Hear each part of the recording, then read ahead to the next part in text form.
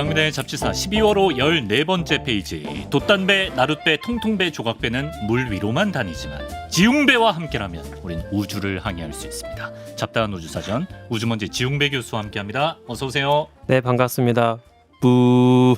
네, 오늘도 출항하겠습니다. 네, 우주먼지 지웅배입니다. 이렇게 고마울 수가 없어요. 네, 이렇게 받아주시면 네. 감사합니다. 자, 오늘도 지웅배와 함께 우주 공간으로 가볼 텐데요. 궁금한 게 있습니다. 지금 우주 공간에 올라가 있는 뭐 우주 망원경이라든지 탐사선 같은 게 있잖아요. 그거 전부 다 합치면 몇 개 정도 지금 떠 있습니까? 사실 굉장히 많거든요. 그래서 그래요? 지구 주변에 대표적으로 허블 우주 망원경, 그다음에 제임스 웹 우주 망원경뿐만 아니라 네. 뭐 사용이 이제 거의 끝나가고 있는 친구들까지 합치면 적어도 한 10개는 계속 오, 떠 생각보다 있다고 많네. 볼 수 있고요. 최근에 이제 우리나라 천문위원회에서 나사랑 같이 협력해서 쏘아 올린 그 적외선 우주 망원경 네. 스피어 X라고 하는 것도 있죠. 또 요즘에는 사실 그 소형 큐브셋이어도 우주 망원경과 비슷한 목적으로 이제 올라가는 경우들이 종종 있기 때문에 큐브셋이라는 게 뭐? 이제 우유팩 정도 사이즈밖에 안 되는 작은 소형 위성들이 진짜요? 있습니다. 네. 네, 최근에 우리나라 누리호에서도 네. 그 중형 위성 말고 네. 또 함께 같이 이제 아, 끼어서 12개 올라간 같이 올라갔다 네, 그러던데. 그런 걸 이제 우리가 소형 위성 큐브셋이라고 하거든요. 네. 그래서 요즘엔 그런 것도 기술이 좋아져서 음. 좀 보완적으로 어. 우주를 좀 관측을 하는 이제 그런 용도로 쓰기도 합니다. 네. 또 지금까지 제일 많은 탐사 로봇이 착륙했던 곳이 이제 화성인데 화성은 지금도 퍼서비어런스 그다음에 큐리오시티 대표적으로 두 개가 열심히 활동을 하고 있고 네. 또 화성 곁에는 지금도 뭐 메이븐이나 MRO나 이런 화성 정찰 궤도선 이런 것도 활발하게 활동을 하고 있어서 지금 살아있는 것만 해도 아마 6개 정도 있을 거고 그래요. 지금 거기에 그 사용이 이제 멈추고 지금 중단돼서 그대로 버려진 친구들도 굉장히 많죠. 대부분의 사람들은 뭐 제임스 웹급 돼야 우리 이름을 네. 들어보고 이러니까 잘 몰랐는데 생각보다 엄청 많이 올라가 있네요. 네. 자, 근데 오늘 잡다한 우주사전에서는 최근에 이렇게 많은 우주 망원경과 탐사선들, 거기에 또 지상에 있는 망원경들의 관심과 주의를 사로잡은 한 천체에 관한 이야기를 들려주신다고 네, 들었습니다. 맞습니다. 아마 SF 덕후들이 특히나 좋아하는 천체일 텐데 바로 3I 아틀라스라고 하는 천체입니다. 이제 앞서서 사실 그 오umu아무아로 한번 네, 이 맞아요. 우주 팬들이 두근두근 거렸던 적이 있거든요. 네. 그래서 그때 당시에 최초로 이 태양계 바깥에서 무언가가 날아왔고 그게 처음으로 목격이 돼서 이제 그때 당시 하와이 말로 멀리에서 온 메신저라는 거창한 뜻을 가진 오umu아무아라고 이제 불리게 되었죠. 저희 한번 다뤄주셨습니다. 성간천체라고 하셨죠. 맞습니다. 예. 그래서 일단 여기에서 이번에 또 오늘 소개해드릴 천체 3I 아틀라스의 이름부터 잠깐 설명을 드리면 네. 3, 번째로 발견된 I, 인터스텔라 오브젝트, 성간 천체, 태양계 바깥에서 날아온 성간 천체로서 세 번째로 발견됐다라는 뜻이고요. 네. 이 뒤에 붙어있는 아틀라스는 이 성간 천체를 이번에 발견한 그 망원경의 이름입니다. 그래서 이 아틀라스는 원래 이 지구 주변을 우연히 지나가는 혹시 지구를 때릴지도 모르는 소행성들을 미리 조기에 그 감지하고 경보하는 이제 그런 시스템 망원경인데 이제 그걸로 우연하게 발견돼서 망원경의 이름을 이제 붙이게 된 거죠. 그럼 지금 오umu아무아 3I 아틀라스 포함해서 3개밖에 없는 거예요? 네, 맞습니다. 성간 전체가. 그 중간에 이제 보리소프라고 하는 조금은 덜 주목받는 두 번째 성간 천체가 있었고 네. 근데 이제 이 두 번째가 약간 주목을 덜 받는 이유가 네. 2인자이기 때문이라기보다는 네. 그 첫 번째 오umu아무아는 일단 처음이었으니까 당연히 주목을 받았겠죠. 네, 그렇죠. 근데 이미 첫 번째 때부터 좀 그때 당시에도 이해하기 좀 어려운 모습들을 많이 보였어요. 이게 소행성인지 해성인지 좀 구분하기가 애매한 막 가스꼬리도 없고 갑자기 속도가 막 빨라지는 것 같고 이런 다양한 모습을 보였죠. 그래서 외계인이 타고 있는 우주선이란 생각하는 사람들도 있다고 하셨고. 맞아요. 예. 근데 이제 뭐 다행스럽게도 외계인이 별일 없이 그냥 지나간 것 같아요. 근데 그러고 나서 이번에 또 세 번째 아틀라스가 왔는데 이 아틀라스는 그때 처음에 찾아왔던 오umu아무아 때보다 일단 사이즈가 훨씬 커요. 그래서 오umu아무아 때는 아무리 커봤자 한 100에서 200m 사이 그 정도 스케일이었는데 이번에 그 아틀라스가 찾아온 거는 적어도 아마 한 뭐 5km까지 크지 않을까 이런 추측을 하기도 하죠. 네. 그래서 훨씬 더 큰 무언가가 오고 있다 보니까 천문학자들이 농담 삼아서 오umu아무아 때가 이제 선발대가 온 거고 그래. 저 지구 놈들 좀 만만해 보이는데 예. 이러고 이제 본격적으로 침공을 하기 위해서 본진이 온 거다 뭐 이런 농담을 하기도 합니다. 예. 사이즈가 일단 크구나. 네, 맞습니다. 근데 지금 뭐 지상에 있는 또 우주에 있는 망원경들의 시선을 사로잡은 거라면 뭔가 더 특별한 점이 있지 않을까 싶은데요. 그쵸. 왜냐면 오umu아무아 때는 사실 조금 아쉬웠어요. 그 오umu아무아가 태양계에 처음 다가오는 길에 발견한 게 아니라 태양을 한번 스쳐 지나가서 도망가는 길에 발견했어요. 예. 그래서 현실적으로 지구에 남아있던 다양한 망원경으로 오umu아무아의 뒷공무니를 추적할 수 있는 시간이 고작 열흘 정도밖에 안 됐죠. 버스 이미 떠나갔어요. 그쵸. 예. 그래서 더더욱 미스터리한 이제 추억으로 남았던 거예요. 근데 이번에 발견된 아틀라스는 우리 태양계를 향해 다가오고 있을 때 네. 목성 궤도에서 이제 안쪽으로 들어오고 있을 때 아주 일찍 발견했습니다. 덕분에 이 태양 곁을 지나가고 지구 곁을 지나가고 화성 곁을 지나가고 하는 그 모든 일거수일투족 그 모든 여정 과정을 우리가 디테일하게 볼 수 있게 되었고 네. 또 특히 이미 아까 우리 처음 말씀드린 것처럼 태양계 구석구석에는 다양한 탐사선들이 여기저기 자리를 지키고 있습니다. 네. 뭐 지구 주변에 우주망원경도 있고 아니면 화성, 목성 이런 다양한 태양계 행성들 곁에도 무언가가 있기 때문에 마치 우리가 그 범인의 행적을 추적할 때 뭐 편의점 CCTV, 골목 CCTV 이렇게 다 구석구석 보는 것처럼 그러네. 우리가 이제 여기저기 깔아놓았던 네. CCTV로 이 세 번째로 찾아온 성간 손님이 어떤 모습을 보이고 있는지를 이제 다 확인할 수 있게 된 거죠. 그래서 훨씬 더 풍성한 데이터가 나오고 있고 네. 실시간으로 새로운 탐사선이 무언가를 관측할 때마다 계속 새로운 데이터를 공개하고 있는 그런 상황이었습니다. 그럼 인류가 만들어놓은 CCTV를 통해서 3I 아틀라스를 봤을 때 네. 어떤 점들이 포착됐습니까? 일단 좀 흥미로웠던 게 처음에 이게 찾아왔을 때 뚜렷한 가스꼬리를 그리지 않았어요. 그래서 맨 처음에 이 과학자들이 이거 해성 아닌 것 같은데? 네. 라고 생각을 한 거예요. 예. 왜냐면 해성이라면 그 이름부터 영어로 이제 코멧이라고 하는데 그 뜻이 머리카락을 뜻하는 코마에서 왔거든요. 그러니까 머리카락을 흩날리는 것처럼 기다란 가스꼬리를 그려야만 우리가 일반적으로 생각하는 해성이라고 이제 부를 수 있는 거죠. 네. 그리고 이 해성은 특히나 이제 대부분 물 H2로 이루어진 얼음과 네. 또 드라이아이스처럼 CO2 이산화탄소가 얼어있는 상태가 많이 섞여 있습니다. 네. 근데 대부분의 태양계 안에서 발견되는 해성들은 그 중에서도 이왕이면 물 얼음이 훨씬 많아요. 네. H2O로 되어 있는 물 얼음이 훨씬 많은 거죠. 네. 근데 이번에 처음 목격된 이 아틀라스는 이제 조금씩 태양 곁을 다가오면서 좀 뜨거워지고 뒤늦게 가스 구름이 형성이 되고 가스 꼬리를 그리기 시작을 하면서 성분을 보니까 이산화탄소가 오히려 압도적으로 많은 거예요. H2O보다 CO2가. 네. 예. 그래서 그 비율이 대략 그 CO2가 H2O와 비교했을 때 거의 8대 2의 비율로 훨씬 압도적으로 많았던 거죠. 많이 이상한 건가요? 그렇죠. 이거는 우리가 보통 태양계 안에서 봐왔던 네. 그 일반적인 그 해성들과는 상당히 거리가 먼 화학 성분이었습니다. 예. 그래서 이제 제가 중간중간 네. 좀 재미삼아 그 이게 외계인이길 바라시는 분들이 만든 다양한 스토리가 있거든요. 네네. 그 스토리를 제가 중간중간 곁들일 테니까 그런 그냥 팬덤이 또 있습니다. 네, 재미삼아 한번 이게 맞는 말일 것 같은지 한번 잘 생각해 보세요. 좋습니다. 예. 그래서 CO2가 갑자기 많아졌다? 네. 이거 내연기관 달려 있는 거 아니야? CO2 나오니까. 네, 그래서 이거 약간 무슨 자동차처럼 CO2를 내뱉는 내연기관이 있는 우주선 아니야? 이제 약간 이런 재미난 생각들도 주고온난화 많이 주범이네요. 하셨죠. 네, 맞습니다. 예. 사실 태양계에서도 이 CO2가 압도적으로 많은 사례가 없진 않았어요. 아주 드물긴 하지만 대표적으로 2016 R2라고 하는 해성이 있었는데 얘도 이제 어떤 태양풍을 너무 많이 받다 보니까 이제 대부분의 물이 다 증발해 버리고 CO2가 주로 살아남은 이제 그런 독특한 모습을 보인 적은 있는데 어쨌든 이번에 세 번째로 찾아온 저 커다란 아틀라스가 물은 거의 없고 CO2만 품고 있는 모습을 보이고 있었으니까 네. 이게 굉장히 이상하게 보였던 거죠. 뭐 해성이 아니지 않을까 이런 생각을 한 건가요? 적어도 태양계 안에서 우리가 일반적으로 봐왔던 상태의 해성은 아닌 것 같다라고 생각을 했던 거예요. 네. 그럼 그런 특징에 대한 뭐 설명이 나왔습니까? 분석이? 이제 천문학자들이 가장 유력하게 보고 있는 이유는 이게 어쨌든 태양계 바깥에서 날아온 외부 손님이잖아요. 네. 그게 이 태양계 바깥의 우주 공간이 상당히 혹독합니다.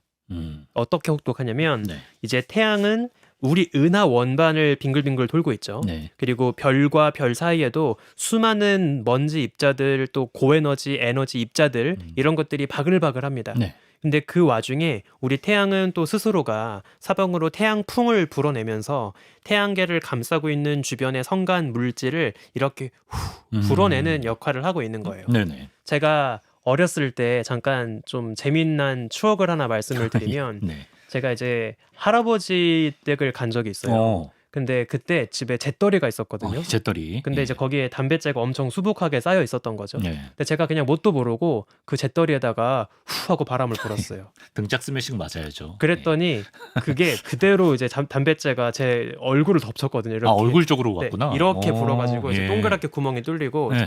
제 눈을 이렇게 덮쳐서 예. 굉장히 괴로웠던 추억이 있거든요. 본인은 괴롭지만 제3자가 보면 되게 바보 같았겠네요. 그쵸. 예, 예, 예. 근데 제가 이 얘기를 왜 들었냐면 네. 약간 이제 상상하시면 좋을 것 같아서 네. 그 지금 태양계 주변 우주 공간을 잔뜩 높은 밀도로 채우고 있는 그 입자들이 네. 마치 거기 수북하게 쌓여있던 잿더리 속의 먼지라고 본다면 네. 태양풍은 그 먼지를 후 불어내는 어린 지웅 배죠. 그쵸 그런 바람의 역할을 하는 거예요. 네. 그러면 이제 그 중간은 텅 비게 되고 음. 가장자리의 우주 성간 입자들이 높은 밀도로 이제 불려 나가게 되겠죠. 네네. 그래서 우리 태양계 내부 공간은 태양이 불어내는 그 태양풍 덕분에 네. 사방의 고에너지 입자들로부터 좀 보호를 받고 있습니다. 그러니까 그런 입자들이 우리 태양계 안으로는 잘 들어오지 않는 거예요. 네네. 게다가 우리 태양계는 또 에너지를 후 불어내면서 우주 공간을 여행하고 있잖아요. 예. 그러면 어떤 현상이 벌어지냐면 태양이 앞으로 돌진하는 방향에서는 계속 바람이 맞부딪힐 테니까 그렇죠. 그 공간이 좀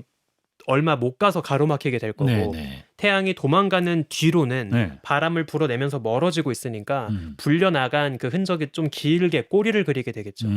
마치 태양계 자체가 하나의 해성처럼 예. 긴 꼬리를 그리면서 그 텅 빈 불려나간 공간을 계속 휩쓸고 있는 거예요. 야, 신기하네. 그래서 우리가 실제로 태양계 주변 그 성간 물질의 밀도 분포를 보면 네. 마치 물방울처럼 네. 이렇게 물방울. 한쪽으로 길게 찌그러진 모습으로 불려나간 걸 볼 수 있고요. 네. 고경계면 태양풍으로 불려나가서 물방울 모양으로 그 쌓여 있는 가장자리의 그 입자 경계를 태양계의 경계로 삼습니다. 아, 그게 태양계의 경계예요? 네, 태양계의 바운더리가 뭐냐 그러면 그 물방울 고 구역인 거예요? 맞습니다. 그래서 우리가 뭐 오. 옛날에 보이저 탐사선이 태양계의 경계를 벗어났습니다. 네. 드디어 인류의 인공물체가 태양계를 탈출했습니다. 할 때 그 네. 기준선 그게 이제 그 태양계 경계의 면 네. 우리가 태양권 계면이라고 하거든요. 네. 이제 그 경계로 보통 이야기를 하죠. 어. 근데 어쨌든 지금 이 아틀라스는 네. 태양계 바깥에서 온 손님이기 때문에 그렇죠. 태양권 계면 바깥의 혹독한 우주 환경을 잔뜩 여행하고 온 친구일 거란 그렇죠. 말이죠. 예, 예. 아마 그렇다면 네. 이 우리 은하 안에 별과 별 사이에 고에너지 입자들을 잔뜩 얻어맞으면서 소나기를 잔뜩 얻어맞은 채로 다 그냥 홀딱 젖은 생쥐꼴이 돼서 모진 풍파 그쵸. 다 얻어맞고 들어왔을 예. 거다라고 볼 수 있는 거예요. 태양권 계면은 들어온 거죠. 그렇죠. 예, 예, 예. 그래서 이 태양계 바깥에 잔뜩 우글우글하게 있을 그 우주선 입자들 이거를 은하간 우주선이라고 불러요. 아, 우주선은 스페이스쉽이 아니라 아, 그렇죠. 우주 방사선. 방사선 선, 네. 레이. X선, 감마선 할 때 고선입니다. 네네네. 그래서 갤럭틱 코스믹 레이라고 해서 이제 별과 별 사이 은하 원반상에 가득 쏟아지고 있는 그런 우주선이란 거고 네. 그거를 잔뜩 얻어맞으면서 이 해성에서 어떤 일이 벌어지게 되냐면 네.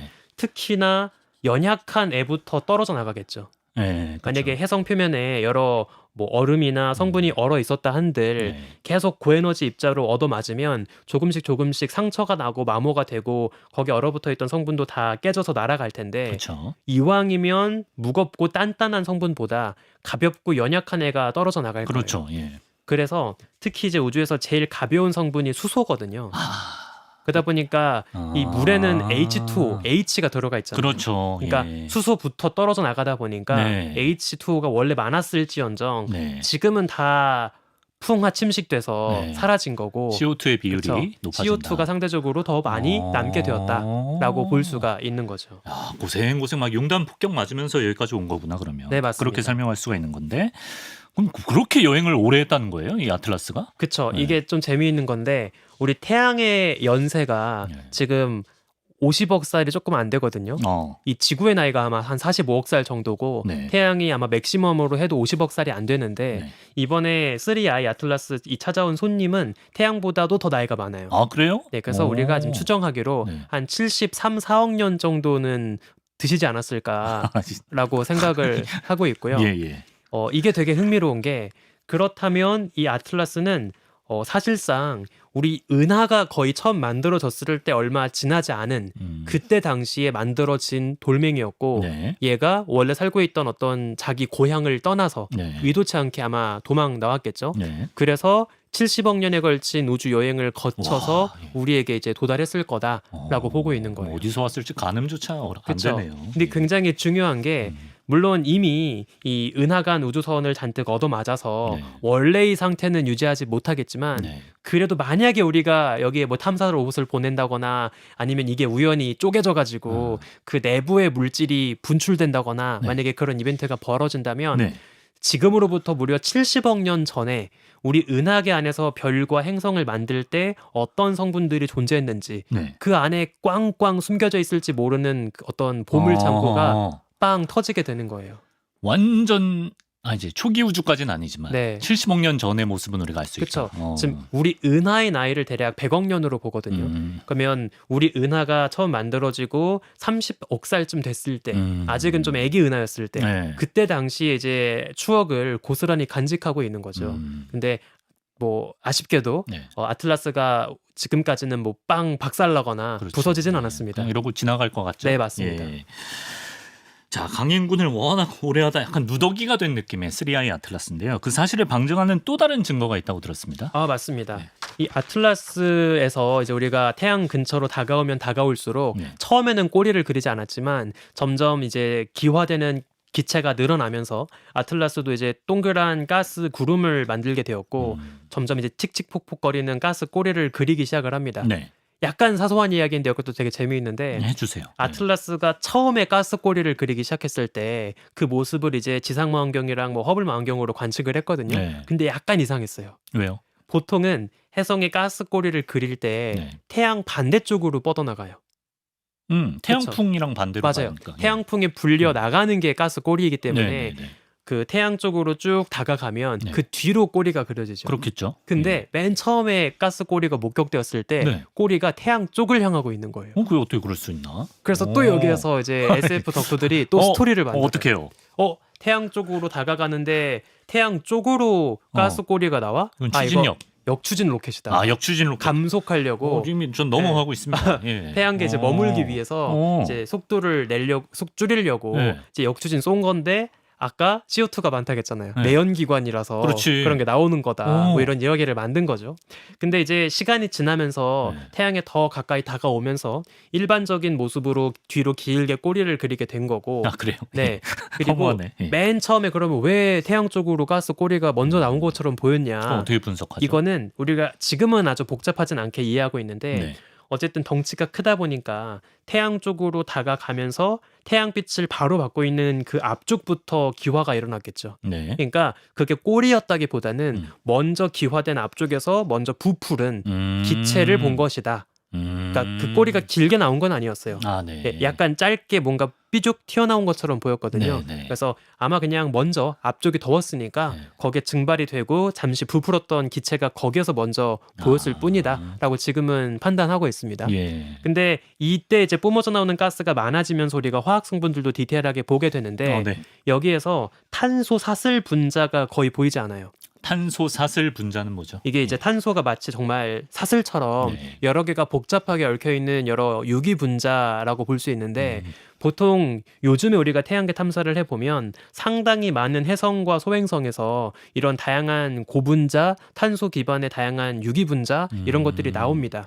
가장 최근에는 또 소행성 베누라고 하는 곳을 탐사해서 네. 거기에서 포도당의 흔적까지 발견을 했거든요. 그래요. 그래서 예. 물론 이것 자체가 거기에 생명체가 살고 있었다 이런 걸 이야기하는 건 아니지만 네, 네.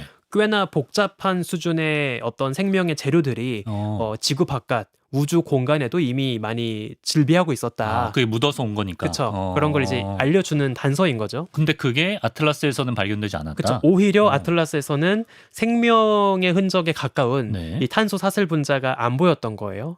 그게 뭘 그래서 시사하죠, 그게? 이게 이제 어떤 걸 이야기를 하냐면 네.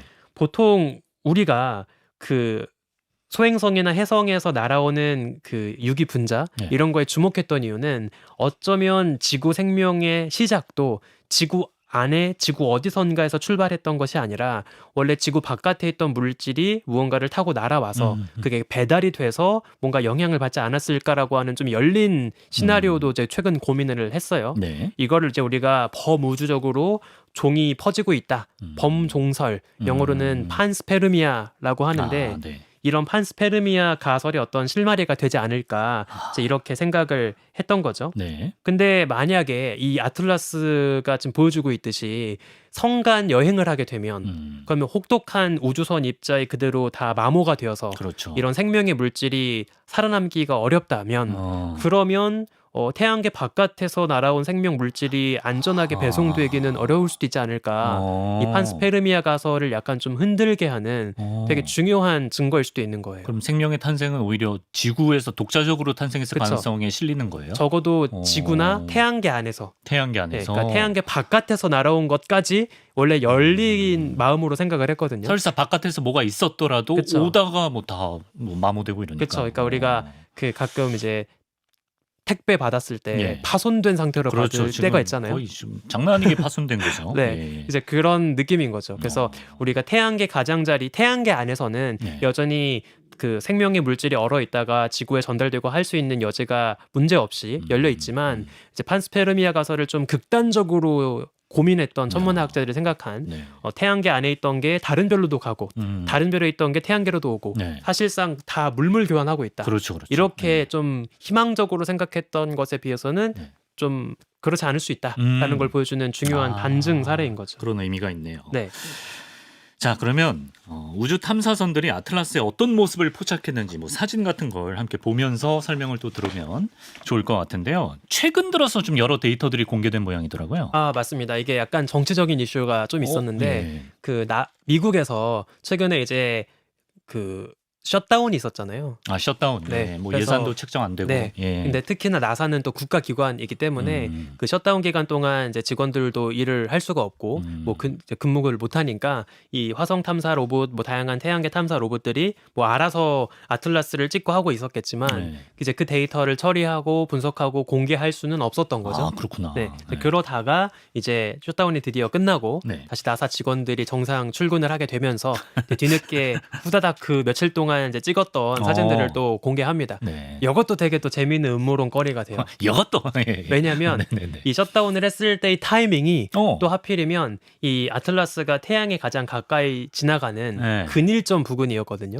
아, 그럼 미국 정부에서 의도적으로 숨기려고. 그래서 이제 미국 정부에서 윗선에서 이 아틀라스의 비밀이 가장 적나라하게 까발려지게 되는 그 순간 그게 두려웠던 의도적으로 거지. 감춘 거다. 뭐 이제 이런 이야기를 하기도 미국 이것 봐라. 했죠. 예, 그래서 예. 참 이 사람들이 이야기를 너무 좋아하는 것 같아요. 네. 이 이야기 정말 다 너무 상상력 풍부해요. 예. 그래서 귀가 팔랑팔랑 거립니다. 저도. 네. 예. 그래서 이제 뭐 그분들의 말이 맞다면 비밀은 다 지우고 재미없는 데이터만 남겨서 이제 나사가 공개를 했겠죠. 그래, 역추진 아까 그 로켓 네. 가능성이 그래서 있습니다. 이제 예. 그 이번에 이제 나사에서 뒤늦게 서둘러서 데이터를 뒤져가지고 공개한 다양한 탐사 로봇으로 찍은 것들을 조금 보여드리면 네. 일단 화성 주변 지형을 탐색하기 위해서 빙글빙글 돌고 있는 화성 궤도선이라고 있습니다. 그래서 줄여서 MRO라고 하는데 네. 당연히 얘는 원래라면은 태양 그 화성 표면을 찍고 있었겠죠. 그렇죠. 네. 그 마치 지구의 인공위성이 지구 표면을 찍고 있듯이 네. 원래 화성 쪽을 찍고 있었는데 이번에 화성 곁에 되게 가까이 지나갔어요 아틀라스가. 그래서 이건 놓칠 수가 없잖아요. 그 궁금해서 못 참아. 그렇죠. 그래서 물론 해상도가 아주 훌륭하진 않지만 예. 이제 그 근처를 빠르게 지나가는 그 아틀라스를 네. 열심히 관측을 했습니다. 고개 돌려서 네, 맞습니다. 화성 잠깐 안 보고. 네. 예.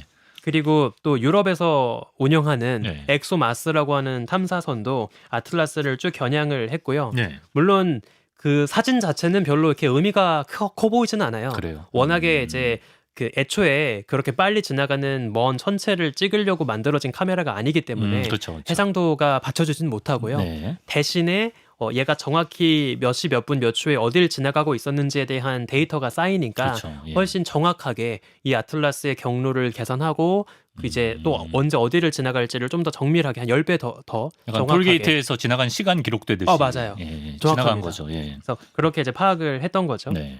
그 화성 표면에서도 그 활동하고 있는 퍼서비어런스라고 하는 친구가 네, 있는데 네. 이 퍼서비어런스가 그 마스트캠이라고 하는 이제 카메라를 하늘로 치켜 세워서 네. 자기 머리 위를 또 지나가고 있던 아틀라스 쪽을 찍었습니다. 사람 같아. 뭐 네. 지나가면 이렇게 보는 것 같아. 그렇죠. 그래서 예. 그 화성의 밤하늘을 꿰뚫고 네. 이제 빠르게 지나가는 아틀라스를 찍긴 했는데 그 사진을 나중에 혹시 보시면 네. 사실 못 찾아요.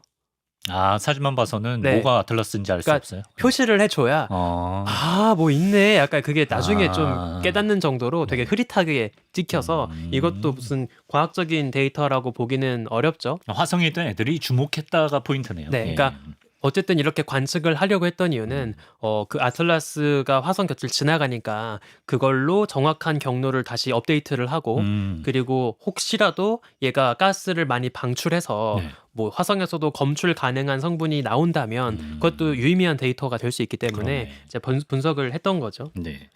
그리고 이제 나사에서 발사한 메이븐이라는 이름의 탐사선이 관측한 데이터가 제법 흥미롭다고 들었는데요. 어떤 네. 점이 그렇죠? 이제 방금 말씀드린 것처럼 어쨌든 아틀라스는 뭐 목성으로부터 출발해서 화성을 거쳐서 지구보다 안쪽에 태양계 안쪽으로 쭉 다가가는 와중에 있었던 거죠. 네. 그래서 이제 화성 근처를 지나갈 때 조금 더 가스를 많이 방출하고 있었습니다. 네. 그래서 그거를 화성 주변을 돌고 있던 메이븐이라고 하는 이제 그 궤도선을 가지고 또 정밀 스펙트럼 관측을 하게 되었어요. 네. 그래서 찍어 보니까 되게 재미있는 사진이 나왔는데 그 사진을 잠깐 보시면 푸르스름하게 이제 색칠이 되어 있고 네.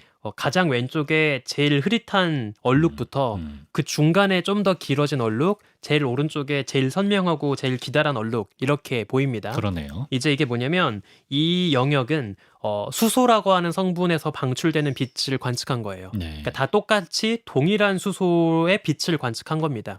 근데 저게 지금 보면 얼룩이 세 조각으로 쪼개져 있어요. 네. 저거는 X축, 그러니까 가로축 방향을 쭉 따라서 파장이 다릅니다.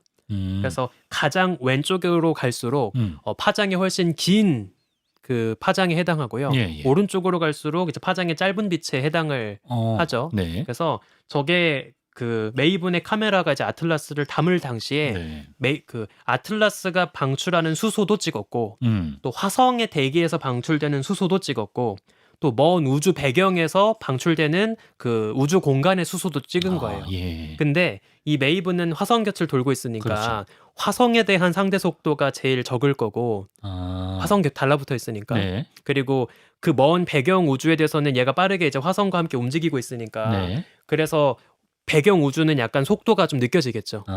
그리고 그 우주 공간을 가로질러서 또 빠르게 여행하고 있는 아틀라스는 아마도 상대적인 속도가 제일 빠르게 느껴질 거예요. 가까울수록 상대적인 속도가 느리다는 게 느낌적으로는 알겠는데. 네네.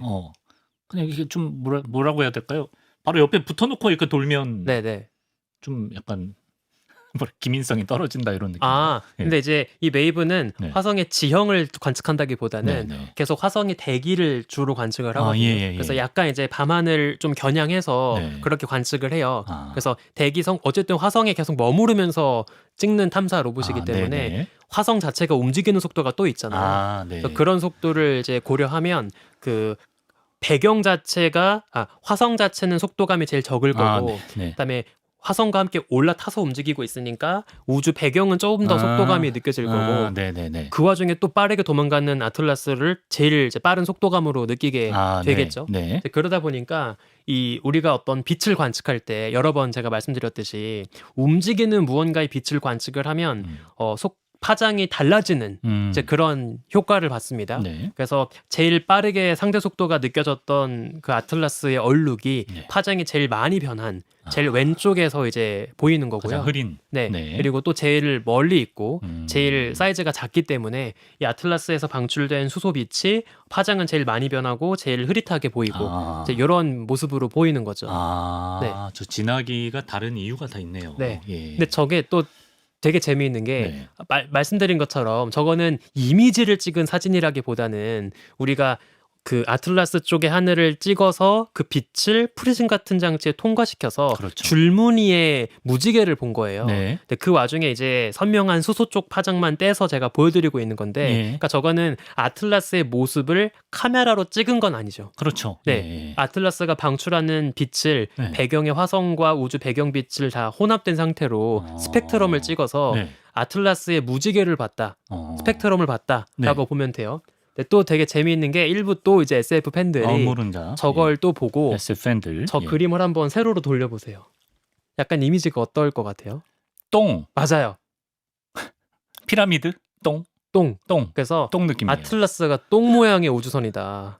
또 이런 이제 재미난 이야기를 또 만들기도 합니다. 저건 이미지가 아님에도 불구하고. 뭐 잔상이 남았다. 네. 그래서 이제 거대한 우주선이 똥선이다. 네, 넝주선이 이제 우리에게 오고 있다. 네. 네, 똥나라에 사는 외계인들이 오고 있다. 뭐 이제 이런 재미난 이야기를 또 만들기도 와이파이 이모지 같기도 했죠. 하고. 그죠? 약간 네. 그쵸. 네. 그런 느낌도 듭니다. 그러네요. 그리고 아틀라스에서 전파를 포착해낸 망원경도 있다던데 이거야말로 그 SF 팬들이 되게 흥분할 것 같은데요. 예. 그렇죠. 이제 만약에 진짜 똑똑한 외계인들이 여기 살고 있다면 네. 뭔가 전파 메시지를 진짜 와이파이 쏘고 있을 수도 쏠 있죠. 수도 있으니까 예. 이제 당연히 그 거대 전파 어레이라고 해서 정말 미어캣처럼 전파 망원경 여러 개가 동시에 똑같은 방향을 겨냥하는 이름값 하는 전파 망원경이 있습니다. 실제로 전파 망원경의 이름이 미어캣. 미어캣. 네. 저는 한번 알려주신 맞습니다. 것 같기도 하네. 인데요. 이제 미어캣으로 열심히 또 아틀라스 부근의 전파를 관측해 본 거예요. 예. 해보니까 전파가 날아옵니다. 네. 근데 이게 뭐 우리가 기대하는 것처럼 외계인의 방송 시그널은 아니고요. 예. 물 분자가 전파 파장대에서도 빛을 낼 수가 있어요. 네. 그래서 네. 이제 특히나 태양 근처를 한창 가까이 지나가고 있던 시즌이었기 때문에 네. 그나마 조금 남아있던 물들이 다 증발하고 있었겠죠. 그러면서 점점 더 많은 양의 물 분자가 방출하는 전파가 함께 포착이 되었던 겁니다. 그래서 뭐 전파가 포착되었지만 이 전파가 어떤 의미를 갖고 있는 인공신호는 아니었고 네. 그냥 오히려 이 아틀라스가 자연적인 해성임을 더 지지하는 그런 이제 보조적인 증거가 되었다라고 볼 수 있겠죠. 네. 뭐 이뿐만이 아닙니다. 태양계 소행성과 다른 행성을 향해 떠나던 탐사선들도 네. 또 이제 목성을 향해 날아가고 있는 목성의 얼음 위성 탐사선 주스라는 친구도 다 아틀라스를 못 참고 네. 쳐다봤다고 하네요. 그 목성 곁에 얼음 위성들이 있어서 네. 이 안에 외계 생명체의 흔적이 있지 않을까를 알아보기 위해서 이미 지구를 떠나서 앞으로 한 2-3년 더 뒤에 그 목성에 도착하게 되는 그런 이제 주스라고 하는 주피터 IC 세틀라이트 뭐 이렇게 익스플로러 해가지고 주스라고 하는 이제 탐사 로봇이 있습니다. 네. 근데 얘가 가는 와중에 우연히 그 근처로 아틀라스가 지나간 거예요. 네네. 엄청 그러면- 티내고 다니네. 얘. 그렇죠. 약간 좀 크니까 사이즈도 크고. 사이즈도 그죠? 크고 예. 또 얼음도 기체를 많이 방출하고 있고 하니까 예. 너무나 관심을 끄는 거죠. 네네. 그래서 이것도 놓칠 수 없잖아요. 예. 그래서 목성이라고 하는 목적지에 가기 전에 간만에 임무가 생긴 거예요.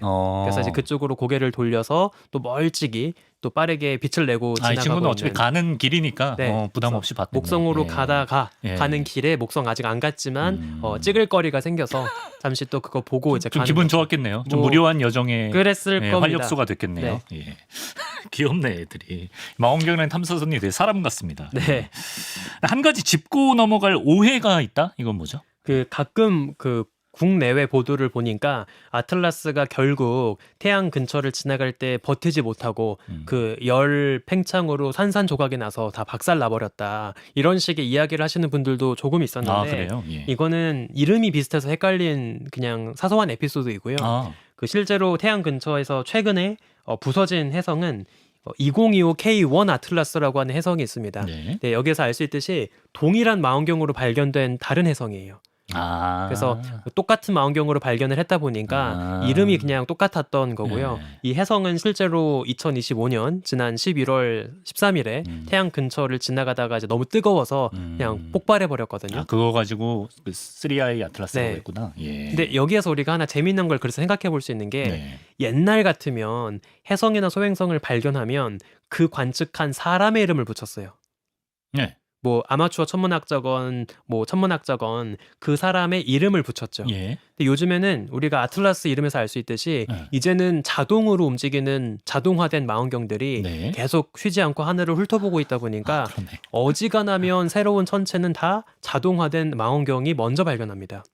그러네요. 그래서 요즘엔 최초의 발견자가 인간이 아니라 기계인 망원경이죠. 거예요. 예. 그래서 이제 대부분 그 발견한 소행성이나 해성에 예. 그 망원경의 이름이 들어간 경우가 훨씬 많아졌습니다. 그 이름의 다양함이 주는 즐거움은 좀 대폭 떨어지겠네요. 그쵸. 그러네. 네. 가장 이제 궁금한 거는 이제 아틀라스가 보여준 어떤 좀 예기치 못했던 특징과 정보들을 이제 설명해 주셨는데 그게 이제 천문학자에게 어떤 의미가 있습니까? 예. 아까 이제 초반에 말씀드린 것처럼 태양의 보호를 받지 못하는 태양계의 가장자리를 벗어난 은하간 공간은 별과 별 사이 공간은 상당히 혹독하구나. 정말 온갖 그 고에너지 입자들의 풍파가 치고 있고 가시밭길이에요. 그쵸. 그걸 가로질러 여행하다 보면 다 생채기가 나고 다 마모가 되고 정말 성분이 바뀌고 아주 혹독한 환경이구나를 보여준다라고 볼 수가 있겠죠. 네. 하나 좀 재밌는 이야기를 마지막으로 드리면 네. 이 내년 2026년이 아주 특별한 해입니다. 붉은 말의 해죠. 네, 붉은 말의 해이기도 하고 네, 무슨 해죠? 천문학적으로 약간 네. 이 특별한 이벤트가 있는데 뭐가 있죠? 우리가 너무나 사랑하고 그리워하는 인간 역사상 태양계 경계를 처음으로 벗어난 보이저호, 네. 보이저 1호가 은퇴하나? 아니요. 그럼. 내년이 되면 네. 아마 11월 달쯤일 텐데 그때 지구로부터 1광일 거리를 돌파합니다. 잠깐만, 1광일? 네, 빛의 속도로 하루가 다다를 수 있는 거리에 다다릅니다. 아직 거기 그만큼도 못 갔어요. 네. 근데 엄청난 거예요. 예. 이제 인류가 만든 인공물체가 1광일. 예. 그러니까 이제 그날 이후로는 예. 우리가 만약에 보이저가 있을 법한 방향을 바라본다면 네. 우리는 매일 어제의 보이저를 보게 되는 거예요. 그렇게 설명할 수 있네. 네. 그게 전에 없던 일인가요? 그렇죠. 인류가 만든 무언가가 이렇게까지 멀리 날아간 적이 없고 또 이미 보이저는 이 태양권 계면을 벗어났잖아요. 네. 그러니까 이미 이 보이저도 이 아틀라스처럼 혹독한 우주선 입자가 잔뜩 쏟아지고 있는 은하간 공간을 이제 갓 누비고 있을 거예요. 그러니까 그 혹독한 은하 공간으로 진입하는 네. IC에 이제 딱 들어가고 있는 거죠. 야, 그래서 어제 보이저를 보게 되는. 아마 본격적으로 보이저 탐사선도 아틀라스 못지않게 이제부터 네. 아주 혹독한 그러네. 삶을 살게 될 겁니다. 그 풍파를 반대로 맞아야 되네요, 이제. 맞습니다. 야, 그러니까 인류가 쏘아올린 게 1광년을 간다는 건 정말 말도 안 되네요. 1광일. 그러니까 광년을 간다는 건 그렇죠. 예, 와, 그렇구나. 알겠습니다. 박광일 선생님 생각이 좀 나네요. 갑자기. 자, 아틀라스가 떠나온 곳의 모습을 온전히 간직해서 우리에게 뭔가를 보여줬어도 참 특별했겠지만 한편으로 이렇게 모진 풍파를 얻어맞고 이렇게 우리 쪽으로 기어코 꾸역꾸역 왔다는 것 자체도 약간 뭐 감동 포인트랄까요? 좀 특별함을 주는 것 같은데. 자, 이제 마치면서 이런 흥미로운 성간 천체들 지금까지는 3개만 우리가 발견했는데 네. 앞으로 볼 기회가 더 잦아질까요? 저는 그렇다고 생각합니다. 이제 가장 최근에 작년부터 관측 데이터를 쏟아내고 있는 그 칠레의 베라 루빈 망원경이 있는데 이 베라 루빈 망원경은 현재 8m짜리의 거대한 눈동자로 남반구 하늘을 쉬지 않고 계속 찍고 있습니다. 그래서 이런 시기라면 천문학자들이 기대하기로 뭐 아마 해마다 성간 천체를 70개에서 100개는 발견할 거다라고 기대하고 있거든요. 그러니까 우리가 생각해 볼 게 지금까지 오umu아무아, 보리소프 그리고 아틀라스 3번의 성간 천체가 발견됐는데 그러면 3번만 찾아온 거냐? 그건 아닐 거예요. 우리 놓쳤겠죠. 그렇죠. 아주 오래 전부터 성간 천체는 간간히 찾아왔을 거고 사실 지금도 매년 아마 엄청나게 날아오고 있을 겁니다. 단지 우리가 그걸 발견하지 못했을 뿐인 거죠.